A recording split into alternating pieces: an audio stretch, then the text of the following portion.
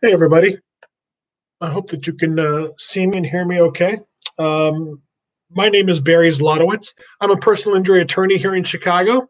Um, this lawful YouTube channel has been around for about 3.5 years. We've got a lot of subscribers, and I think we've helped a ton of people with legal questions. I'm surprised how little access people have to lawyers in our system, to be honest with you. So I'm glad that I've been able to answer a lot of questions.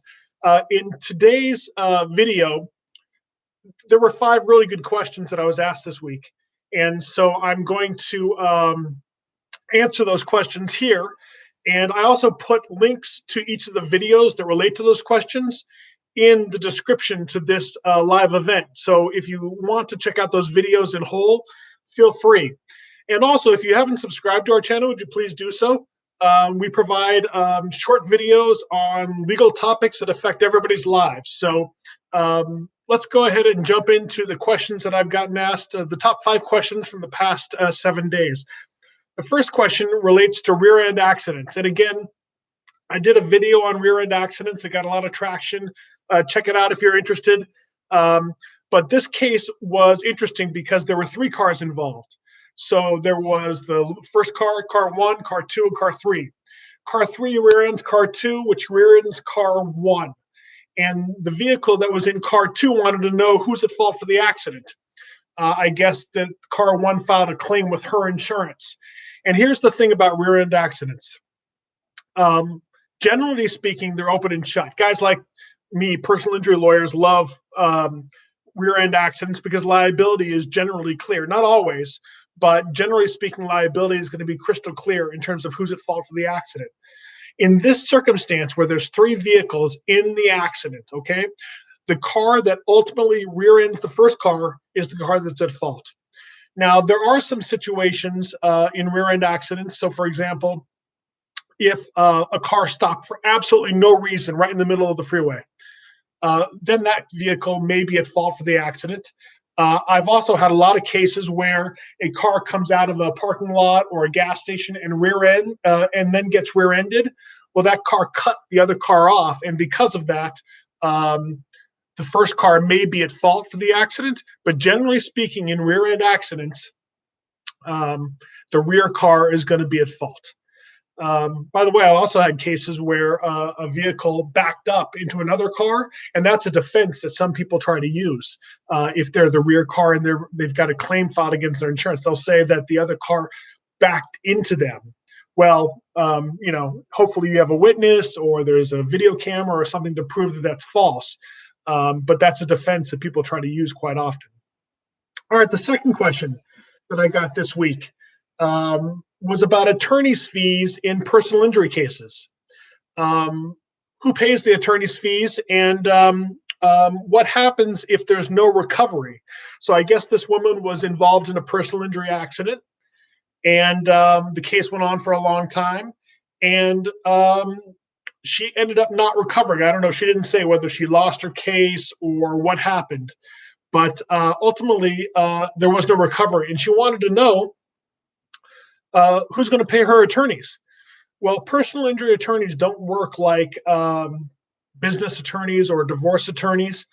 Personal injury attorneys work on what's called a contingency fee basis. And a contingency fee basis means that we only get paid if you recover, whether it's through a settlement or if you go to trial and you recover that way. So in this case, for this woman, she should not be on the hook for the attorney's fees. They failed to win the case. Now, there are some exceptions to this, and I wanted to point something out. I've seen situations where a lawyer will take a case and negotiate it through and take it for 18 months and get to the final outcome.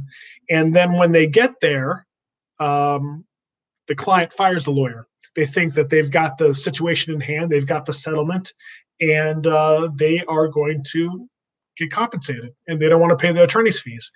Well, when you signed a retainer agreement with the lawyer, most likely there was something called an attorney lien clause in the retainer, and that meant that the lawyer basically had a stake in your claim, and the lawyer was protected from a situation like that. One other thought about this is that, generally speaking, personal injury attorneys front the costs of cases. I've heard of some attorneys expecting a retainer to cover costs and stuff. If your personal injury attorney is doing that with you, get another personal injury attorney, because that's not the way this is supposed to work. Generally speaking, we front the cost of the case, and then if there's a recovery, we get reimbursed. And that could be costs for obtaining your medical records, which can be super expensive, costs for experts, costs for getting the police report, whatever it might be. But generally speaking, we only get reimbursed for our costs if there's a recovery. And by the way, one of the reasons why personal injury attorneys charge such a significant percentage of the gross recovery is because we take all the risk. If there's no recovery, right, after 18 months or 2 years, then we've spent all this time to try and recover compensation on your behalf, and there's no recovery. So we lost out on, a couple hundred hours and expenses and costs and time. So that's why the percentage from a personal injury attorney can be significant. All right, so that's, by the way, I put the link to that video in the description also. So if you want to check out my personal injury attorney fees video, look in the show notes description. The third question I was asked this week is one that I am so adamant about, and that is, should I call the police department after a minor accident? Generally speaking, I would tell you this: call the police after every single accident. I don't care what happens. I don't care how minor it is. Generally speaking, you should call the police. And here's why. Stories change. I've had so many people call me over the years and say that they were involved in a minor accident and the other driver seemed nice. And I gave them their phone number and said they would pay them for the damages. Well, then the damage turns out to be a couple $1,000s. And the next thing you know, you can't find that defendant who caused the accident.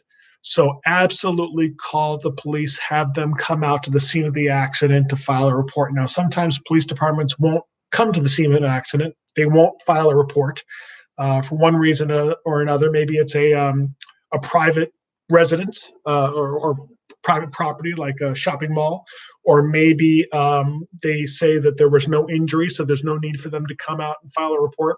If that's the case, then I strongly recommend, if you're not hurt, that is, and your car is drivable, driving to a police station and filing the report.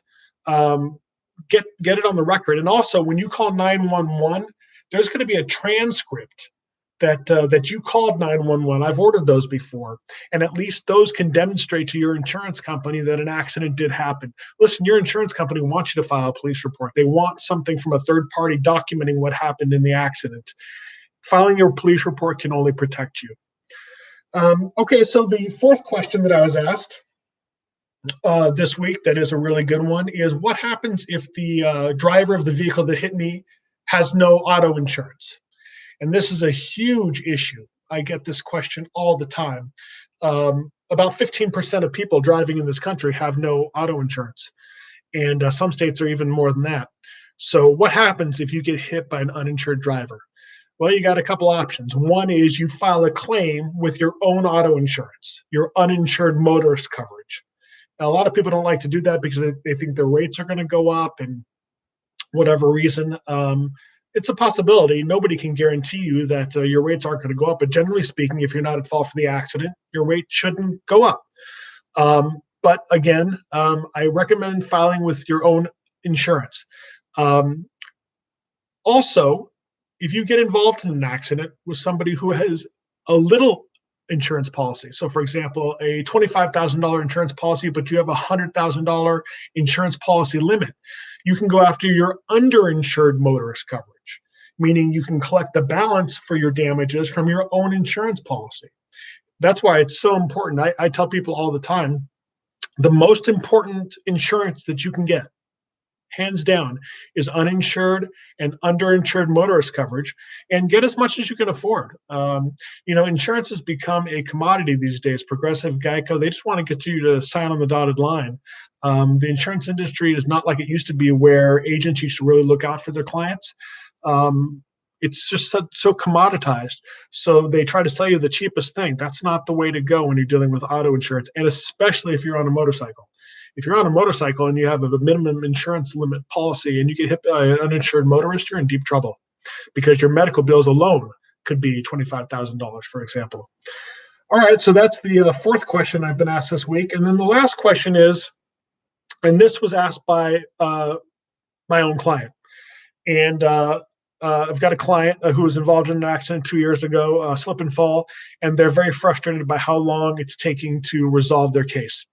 And I get it. It takes a long time. But I want to tell you that in terms of the lifespan of a personal injury case, there's a lot involved. And people don't tend to recognize or understand how much is involved in your personal injury case.